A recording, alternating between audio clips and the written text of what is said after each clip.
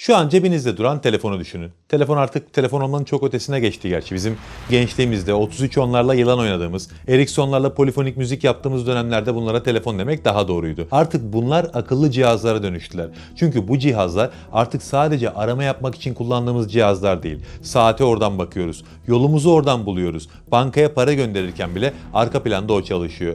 Ve bütün bunları yaparken fark etmediğimiz bir şey var. Telefonun akıllı olmasını sağlayan şey aslında tek başına telefon değil, yüklediğimiz uygulamalar. Mesela bugün konumuz olan GPS gibi. Bakın, GPS dediğimiz şey sadece navigasyon değil. GPS zaman demek, senkronizasyon demek, koordinasyon demek. Yani modern hayatın sessizce her yere sızmış omurgası bu. Telefonunuzdan bankacılığa, uçaktan gemiye kadar her şey bu görünmez sinyale göre hareket ediyor. Şimdi şunu düşünün. Telefonunuz açık, internetiniz var. Her şey normal görünüyor ama konumunuz yanlış. Harita sizi düz devam et diye yönlendiriyor ama aslında birkaç yüz metre sonra deniz var. Ya da daha kötüsü bir gemi, bir İHA, bir füze kendi yerini doğru zannediyor ama değil. İşte burada GPS kapanmış olmuyor. Daha tehlikelisi, yanlış çalışıyor. Belki de kasıtlı şekilde yanlış yönlendiriliyor. Son yıllarda Karadeniz'de, Baltık'ta, Kızıldeniz hattında garip sinyal sorunları rapor edilmeye başlanmıştı. Gemiler konum var diyor ama haritadaki yerleri tutmuyor. Uçaklar alternatif sistemlere geçiyor. Sivil,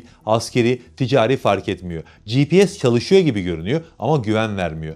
Resmi raporlarda buna jamming ya da spoofing deniyor. Yani sinyalin kesilmesi değil, karıştırılması, taklit edilmesi, yönünün bozulması. Şimdi burada çok kritik bir soru sorayım. Böyle bir dünyada bir ülke kendi yönünü, kendi zamanını, kendi koordinatını başkasının uydularına emanet edebilir mi? Kriz anında, savaş anında, hatta siyasi bir gerilimde bizim her şeyimiz başkasının sistemine bağlı diyebilir mi? Demeli mi? Türkiye bu soruyu sordu ve cevabı biz de GPS yapalım olmadı. Daha radikal bir cevap verdi. Oyunu kopyalamak yerine oyunun kurallarını değiştirmeye karar verdi. İşte bugün Baykar'ın uzay şirketi olan Fergani'yi, Ulubey projesini ve Türkiye'nin neden uzayda sadece uydu fırlatmadığını, neden bambaşka bir yol seçtiğini konuşacağız. Bu bir teknoloji anlatısı değil. Bu kontrolü başkasına bırakmak istemeyen bir ülkenin hikayesi. Hazırsanız başlayalım. Çünkü birazdan Aura Sebilon sponsorluğunda yukarı bakacağız. Ama asıl meselemiz gökyüzü değil. Asıl meselemiz kontrol.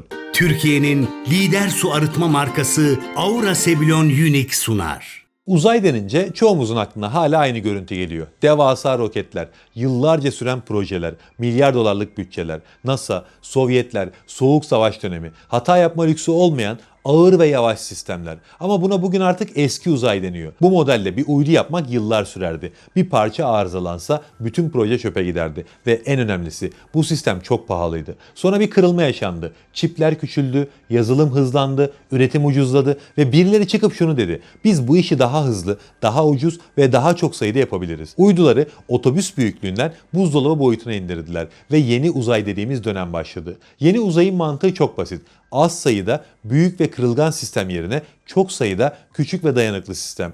Biri düşerse diğeri çalışır. Biri karıştırılırsa ağ ayakta kalır. Yani merkezi değil, dağınık bir güç. Baykar'ın öncülüğünde kurulan Fergani Uzay tam olarak bu zihniyetle kurulmuş bir şirket. En önemlisi şu ki Fergani'nin derdi uzaya çıkmak değil. Zaten artık uzaya çıkmak mesele de değil. Asıl mesele uzayda kalmak, manevra yapmak ve kontrolü elinde tutmak. Çünkü yeni uzay çağında mesele bayrak dikmek değil, yörüngeyi yönetmek. O yüzden Fergani biz de büyük uydu yapalım demedi. Biz ağı kuralım dedi. Tek bir sistem değil, birbirini destekleyen çok sayıda uydu. Yani bir tanesi sustuğunda diğerinin konuşmaya devam ettiği bir yapı. İsminin El Fergani'den gelmesi de anlamlı. 9. yüzyılda gökyüzünü ölçen, dünyayı anlamaya çalışan bir bilim adamı. Yani köklerden göklere vizyonu bu isme nakşedildi. Geçmişten gelen bir isimle şimdi geleceği inşa etmeye çalışıyorlar. Ve çalışma alanları gerçekten çok kritik. Çünkü önümüzdeki dönemde uzay sadece bilim ya da prestij alanı olmayacak. Elektronik harbin, navigasyonun, zamanın ve yönün merkezi olacak. Fergani Uzay'ın da çok çeşitli çalışma alanları var ve bugün bizim esas odak noktamız GPS. Öncelikle neden böyle bir yola girildiğini anlamak lazım. Bunun için de ilk olarak neden mevcut sistemin güvenilmez olduğunu net biçimde konuşmamız gerekiyor. GPS için modern dünyanın Aşil topuğu desek yanlış bir ifade kullanmış olmayız. Peki GPS neden bu kadar problemli? Neden bu kadar kırılgan? Çünkü GPS esasında sivil bir oyuncak değil, askeri bir sistem. Sahibi de Amerika Birleşik Devletleri. GPS uyduları Amerikan Uzay Kuvvetleri'ne bağlı. Yani teoride değil, Pratikte de kontrol onlarda. Sinyalin gücü, hassasiyeti, önceliği hepsi onların elinde. Sivil kullanım açık dedikleri sürece kullanıyoruz. Ama kriz anında, savaşta, hatta siyasi bir gerilimde bu sistemin kime hizmet edeceği ve kime kesinlikle hizmet etmeyeceği de çok net. Ama mesele sadece isterlerse kapatırlar meselesi de değil. Yani problem bununla sınırlı değil. Asıl sorun GPS'in fiziksel olarak zayıf olması. Mevcut GPS uyduları yaklaşık 20.000 kilometre yukarıda. Orta Dünya yörüngesinde. Yani biz burada, yeryüzünde neredeyse fısıltı seviyesinde bir sinyal alıyoruz. Bu şu anlama geliyor. GPS'ten gelen sinyal dünyaya ulaştığında son derece cılız. Bilerek böyle tasarlanmış. Çünkü çok geniş bir alanı kapsaması gerekiyor. Ama bu da onu savunmasız yapıyor. Mesafe arttıkça sinyal gücü düşüyor. İşte burada jamming dediğimiz iş devreye giriyor. Yani karıştırma. O zayıf GPS sinyali yerdeki basit bir elektronik harp cihazının gürültüsünün altında kayboluyor. Sonuç sistem var ama duymuyor. Bir de daha sinsi bir yöntem var. Spoofing yani aldatma. Bu sefer sessiz kal demiyor. Ben GPS'im diyor. Sahte ama daha güçlü bir sinyal gönderiyor. Sistem buna inanıyor. Konum doğru sanılıyor ama yanlış. En tehlikelisi de bu zaten. Çünkü hata yaptığınızı fark etmiyorsunuz bile. Bugün modern silah sistemlerinin, İHA'ların, füzelerin, gemilerin büyük bölümü GPS destekli çalışıyor. GPS gittiğinde sadece yön değil, zaman da gidiyor. Senkronizasyon bozuluyor. Sistemler birbirini anlayamaz hale geliyor. Yani mesele yolu bulamamak değil, koordinasyonu kaybetmek. Ve şunu net söyleyelim, bu zafiyet teorik değil. Bugün sahada bir fiil konuşulan bir problem. O yüzden artık kimse GPS yeterli demiyor. Herkes GPS varsa güzel ama ya yoksa diye soruyor. Ve Türkiye çözümü eskiyi kopyalamakta değil, başka bir yerden oyuna girmekte aradı. Peki Türkiye neden GPS yapalım demedi de bambaşka bir yolu seçti. Çünkü GPS'i birebir kopyalamak eski bir oyunu tekrar oynamak demekti. Orada yaşanan sorunları, tehlikeleri bile bile buraya yatırım yapmanın anlamı yoktu. Değişikliği de esas soruna yani mesafeye odaklanarak yaptılar. Ulu Bey navigasyon ve zamanlama uydularını alçak dünya yörüngesine yani yaklaşık 500-600 kilometre irtifaya yerleştiriyor. Uydu dünyaya 40 kat daha yakın. Bu sinyalin yüzlerce kat daha da güçlenmesi anlamına geliyor. Bu sayede de yerden yapılan karıştırmalar bu sinyalin yanında cılız kalıyor. Yani Ulu Bey daha baştan karıştırılması zor hatta imkansız bir sistem olarak doğuyor. Anti-jamming dediğimiz şey burada bir yazılım değil. Doğrudan fizik kuralları. Bir başka fark da şu. Bu uydular çok hızlı hareket ediyor. Saniyede yaklaşık 7-8 kilometre gibi bir hızdan bahsediyoruz. Muazzam bir rakam. Yani bir uydu birkaç dakika sonra ufuktan kayboluyor, diğeri geliyor. Bu da konum hesaplamasını çok daha hassas hale getiriyor. Santimetre seviyesinde doğruluktan bahsediyoruz şu an. Özellikle askeri ve endüstriyel kullanım için bu oyunu değiştiren bir seviye. Bir de işin sivil tarafı var. Normal GPS binaların içinde çekmez. Tünelde kaybolur. Kapalı otoparkta şaşırır. Ama uydu yakın olunca sinyal betonun, çeliğin, ormanın içinden de geçebiliyor. Yani bu sistem sadece savaş zamanı değil, günlük hayat içinde ciddi bir fark oluşturuyor. Tamam, güzel anlatıyorsun ama bunlar kağıt üzerinde mi diyenler olabilir. Hayır, bu iş çoktan kağıttan çıktı. Fergani Uzay, FGN-100D1 ve FGN-100D2 uydularını uzaya gönderdi bile. Bu uydular şu anda dünyanın etrafında dönüyor. Sistem test ediliyor, veriler akıyor. Hedef büyük. 2030'a kadar 100'ün üzerinde uyduyla sadece Türkiye'yi değil, bölgeyi kapsayan bir ağ kurmak. Kendi zamanını, kendi konumunu, kendi senkronizasyonunu üreten bir yapı. Yani kriz anında acaba sinyal var mı diye bakılan değil, başkalarının bağlanmak istediği bir sistem. Ama burada bir problem var. Uyduları yapmak yetmiyor. Onları doğru yere koymak, doğru yörüngede tutmak, gerektiğinde taşımak gerekiyor. Ve burada Fergani'nin uzaydaki en sessiz ama en kritik hamlesine yani uzayda dolmuşçuluk meselesine değinmek gerekiyor.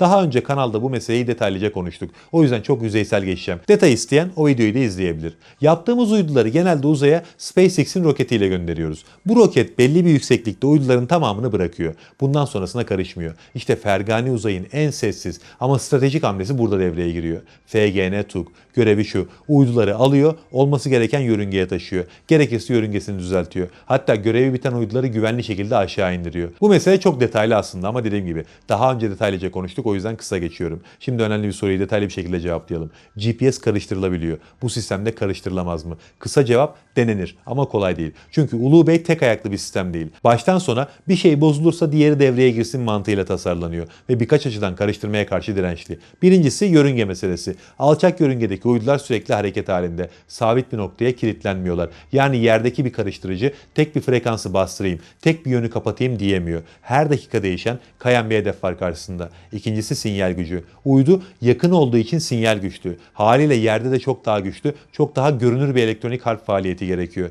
Yani gizlice yapılan bir iş olmaktan çıkıyor. Ben buradayım diye bağırmak zorunda kalıyorsunuz. Üçüncüsü çoklu uydu mantığı. Sistem tek bir uyduya bağlı değil. Aynı anda birden fazla uydu sinyal veriyor. Birini bastırsan diğeri devreye devreye giriyor. Hatta biri aldatma yapmaya kalksa sistem diğer uydularla çapraz kontrol yapıp burada bir tuhaflık var diyebiliyor. Yani kandırması zor. Bir de işin zaman boyutu var. Zaman sinyali konum sinyalinden bile daha hassas ama aynı zamanda daha iyi korunuyor. Çünkü çok küçük sapmalar bile anında fark ediliyor. Saatler birbiriyle konuşuyor, kıyas yapıyor. Bir tanesi şaşırırsa sistem bunu yutmuyor ve belki de en önemlisi bu sistem tek başına çalışmıyor. Yer tabanlı referanslar, ataletsel sistemler, bölgesel sensör ağlarıyla birlikte çalışıyor. Yani uydu gitti, her şey bitti durumu yok. Uydu sustuğunda başka bir katman devreye giriyor. Yani kısaca özetlersek bu proje biz de uydu yapalım projesi değil. Bu benim saatim, benim konumum, benim senkronizasyonum deme meselesi. Yani kriz anında bağımlılıktan kurtulma meselesi. Alçak yörünge seçimi, güçlü sinyal, çoklu uydu yapısı, uzay çekicisi, yer entegrasyonu bunların hiçbiri tek başına anlamlı değil. Ama bir araya geldiğinde ortaya şu çıkıyor. Kapatılması zor, kandırılması zor, çökertilmesi zor bir altyapı. Ve belki de en kritik nokta şu. Bu sadece askeri bir mesele değil. Limanlardan havaalanlarına, enerjiden iletişime kadar her şey bu uydulara bağlı. Yani bu sistem çalıştığında sadece sahada değil, hayatın içinde de bir istikrar üretiyor. O yüzden bu işi sadece uydu projesi diye okumak büyük hata olur. Bu modern dünyada masaya hangi şartlarda oturduğunuzla ilgili bir konu. Ve Ulu Bey Türkiye'nin ben de masadayım deme şekli. Sessiz, teknik, gösterişsiz ama çok kritik bir hamle. Ve muhtemelen biz bu sistemin ne kadar önemli olduğunu ancak bir kriz anında tam olarak anlayacağız. Allah'a emanet olun. Türkiye'nin lider su arıtma markası Aura Sebilon Unique sundu.